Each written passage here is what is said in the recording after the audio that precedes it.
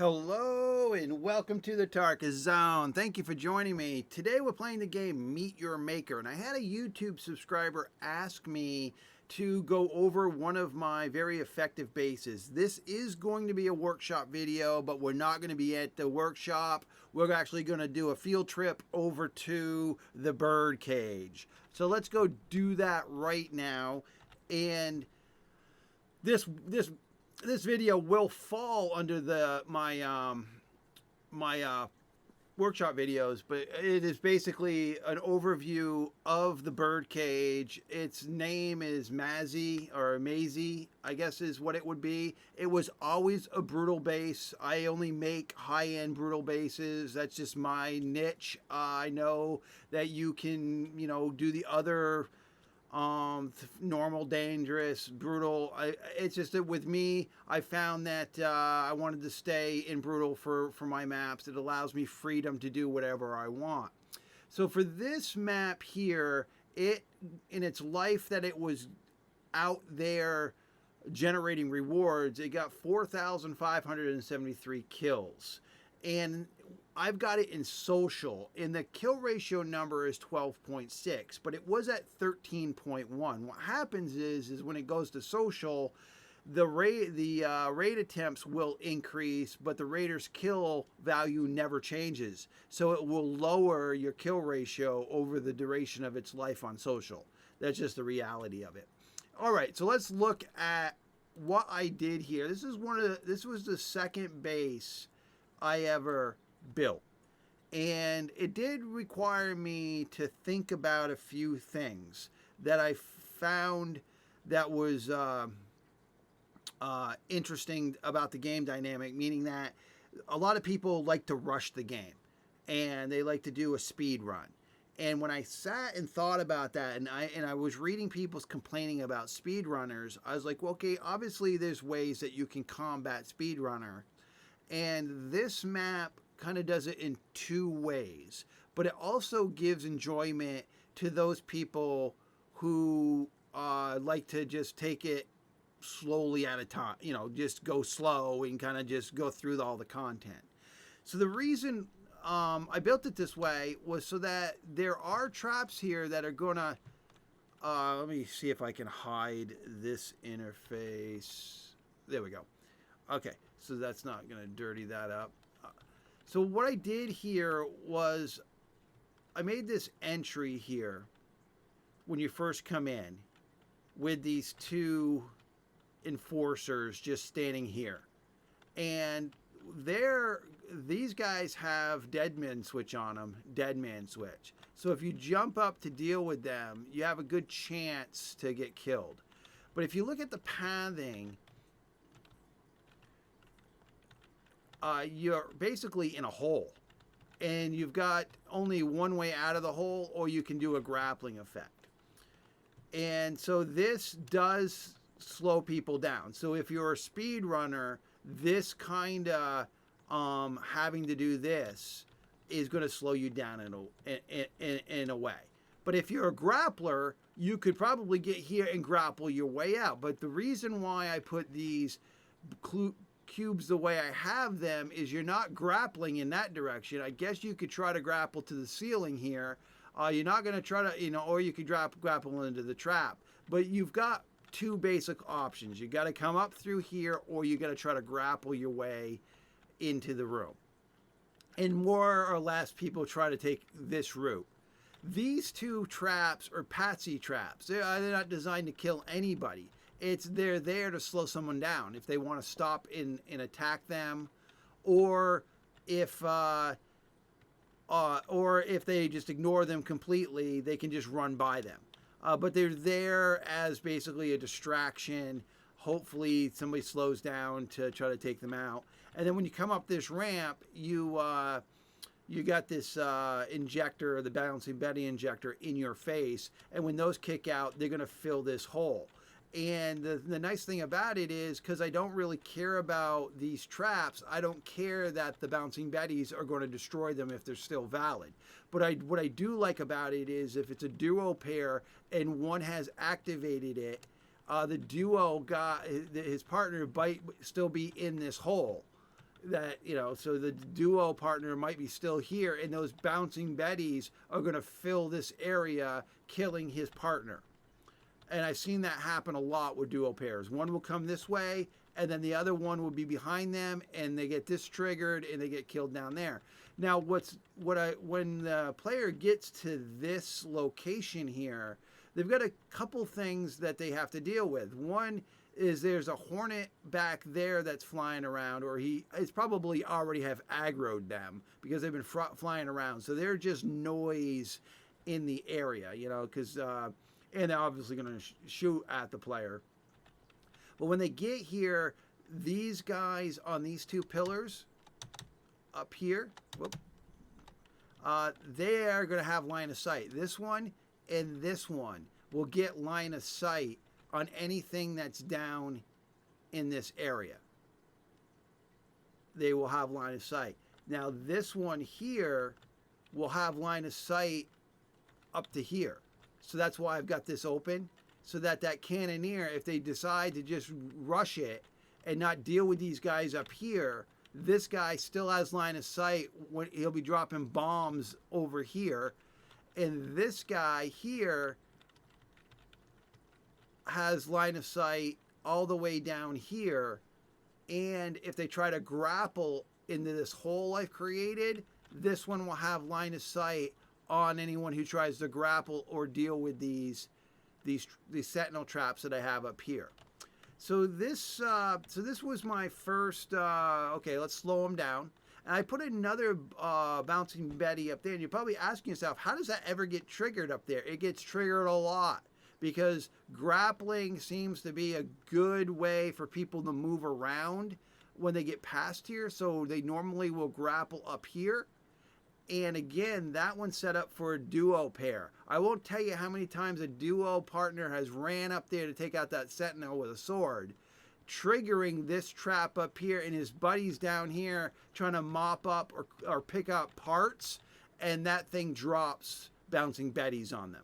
And it's devastating. It's devastating. So that's there for that. There's another bouncing Betty trap there. What I call bouncing Betties, when I used to play paintball, we used to have a little paintball grenade that would throw around. And it was called a bouncing Betty because it was like a water balloon. And these things that fall out of the bomb injector just remind me of those. That's why I call it the bouncing Betty. All right, so then you get into here. And what's slowing you down here is this piston here. And let's say you ignore this piston altogether. You time it just perfect. You get by it. And this is here just to kind of slow someone down if they want to attack it. This guy is here. I think this one this one doesn't have dead man switch. I got to put it back on him. This guy should have dead man switch. I don't know why it's off there. And there's a trap here that can force them to slow down. But let's say they decide to just sword this guy, and they're able to get up here. The ultimate rushing trick in this build is the way I've done the Coliseum upper area. Basically, they're at the mercy of every mob that they ignored to speedrun it. So let's say you speedrunned it from the beginning to when you got here and you made it here alive. 99% of my speedrunners die right here. This is where they die. Because they're having to deal with all these guys that I set up for line of sight as this is the bullseye. Basically, I said to myself, create a bullseye that every mob on the map can see. And if the guy speedruns it and gets in here, then they're all basically saying, hey, I see you, and they shoot you. I will tell you how many speedrunners I've caught just doing that when they've timed it all right to get up there and ignoring every trap, every monster to speedrun this thing. And there's where my kills came from, is every speedrunner not realizing that I didn't use a trap to slow them down. I just used common sense to do it. I used common sense to kill them because I've put them in a death box. I basically put a big bullseye on them by bringing them up to the top of this hill, this Coliseum style hill, where they're now having to grab this thing And yeah, I had people stand here with shields. I've had people do everything, but they just can't handle it. And even if they start to get out of here to run back, they usually get killed by everything that's coming at them. Now, when I first built this structure, the Birdcage, I did not put sentinels in. These guys right here, the plasma set, I've modded these with, no, I haven't modded this one. They didn't have these originally. And what it was is I built this Birdcage without any of these. None of these were in it. But what happened was when I prestiged the base, I had points. I had capacity points that were given to me every time I prestiged it, right? So then I was like, okay, well, what can I add to this thing to make it even more brutal? And the only thing I added were these traps, these sentinel traps. Anytime I could prestige the base, I would just put another one of these on the map. So the base itself is pretty much the same as it was on day one when it was prestige level 1, outside of the fact that every time I was given more capacity, I just added sentinels to the map. And I did not plasma these because I thought that would be too OP. I think that's why you don't see the plasma cloud on any of these, because I figured, oh my goodness, it was already crazy hard to do. Now, I did have some speedrunners that did it, within a couple attempts after they got the timing right, but I still got 3 or 4 kills in before that happened. But this map was designed with duos in mind, meaning that, because you got to look at it this way: a duo pair is very effective to get through the system together, working together. But it's also can be a hindrance when you've got one of your duo partners dying all the time and you're having to go back for them. And that was what I was thinking with this map, is if I can get one of the duo players dead, forcing them to move back to the resurrect, that's another opportunity to kill them. And that has been my plan with this, is, you get a duo partner that has died, then the guy's like, well, I'm going to have to go back and res them. And by doing so, they've just got themselves killed. And that's why I see so many duo, when I have duos take on this base, the death numbers were higher. And you would think, well, geez, your death numbers should have been lower, Tarkus, because they're working together. But what they're doing is they're dying by trying to resurrect them when they're dying as they're helping their buddies out. So it was like one of those things I remembered in the Art of War is it is better to wound your enemy than to kill them. Because when you wound your enemy, you just took 5 other officers off the map to tend to that wounded comrade. So it's one of those things. It's true. I mean, you're gonna use resources to help somebody who's wounded, and by doing so, you've actually hindered your ability. By doing that, you basically, if your whole point is to move forward and get the Genmat, and your buddy's dying all the time, he's just holding you behind. And that was what my thinking is. The other thing with this map is, and this goes down again to you could say the Art of War, but the fact being is the reason why humans are very successful in evolution is because we're the only creatures on Earth that can kill at a distance. So you want to remember that being an evolutionary advantage, being able to kill at a distance, meaning that in a video game, anything that can shoot from you from a distance is an advantage in and to itself, because evolution has proven that about us, right? So that's why you see me use a lot of mobs that used ranged combat and not a lot of warmongers, because the advantage is already there because they can kill you at a distance.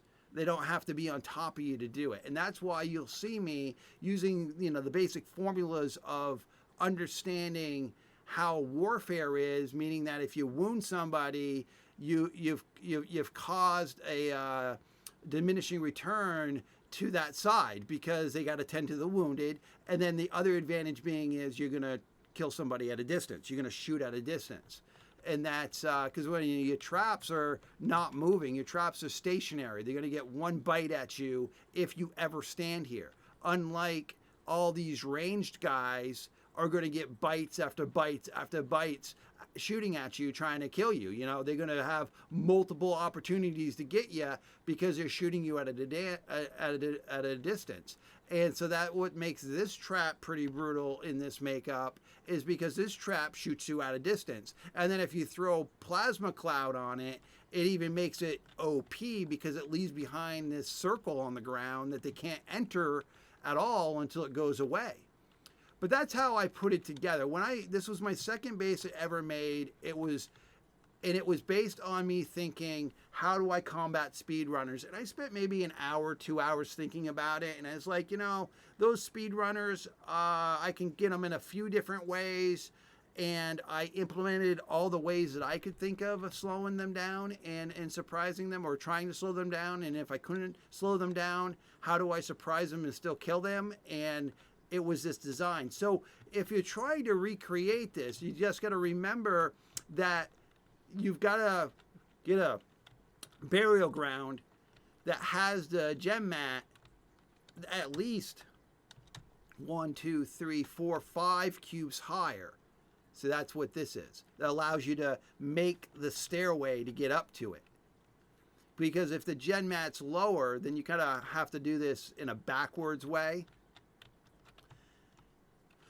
Well, that's it, folks. I mean, that's real. I hope I explained it well enough. I mean, you can see I'm moving around, so you can see the design and where I put things. And I did have a reason for everything that I did here. And, you know, I'm probably not remembering every reason I did a particular thing. But it's basically, and then it comes down to, and I'm probably going to get some hate here for making this just a big-ass kill box. But that, again, comes down to the way I think. Why, you know, if you're asking me to deliver an outcome of killing somebody, then you're going to put them in a kill box. I mean, the military, you know, that's basic. That's basic knowledge. You know what I mean? You want to take your prey and move them in a position where you got a superior advantage, and that's why they call them kill boxes. I mean, because you want to get the job done. So yeah, I mean, I've created kill boxes, but if you know anything about me and you're listening to this video now, you can tell that I systematically think of everything. And if you're asking me to kill somebody and you want me to do it in an efficient way, then Tarkus is going to build the base that does that, that takes advantage of everything that's available to me in a game. Now, you might consider that cheesing it or not really, you know, putting the right effort in. But believe me, I put the effort in. I thought about it, and I put this together, and it was very effective. It was very effective. So let's just go back out here. And let's just look at the accolades, because I guess the other thing being is you've got to keep that in mind too if people are enjoying it. So if you're creating a maze or a outpost or sinister lair like the Birdcage, you got to ask yourself, yeah, I got 4,000 kills, but does everybody hate me? But the accolades here are 104 fun, so there you go. 182 brutal. Well, of course it was, because I put it in that category. Ingenious 70. So I would have thought this number would have been higher, because I kind of really worked on the angles of those guys. And then Artistics 40. So it's not a bad accolade for that map for what I ended up doing. And it provided me quite a bit of resources while it was killing people. And it really got me, some great rewards. Well, I hope this video finds you well, and I hope it also answers the question for that subscriber, is how did I build the Birdcage and what thoughts went around doing it? And, you know, I welcome your comments below. I've got another map that's similar to it, but I've been trying different open map styles, as you can see if you start watching my videos and my mashup videos. And you can see that I'm playing around with different styles, and hopefully I'll be able to show you the Funhouse. This Funhouse build, I'll do this one next. That was the build that I did in the 40-minute video that I did on my YouTube channel, and that 40-minute video base got me 2,800 kills during its duration. So that did pretty well too. All right, well, thank you for joining me. This has been the Tarkus Zone.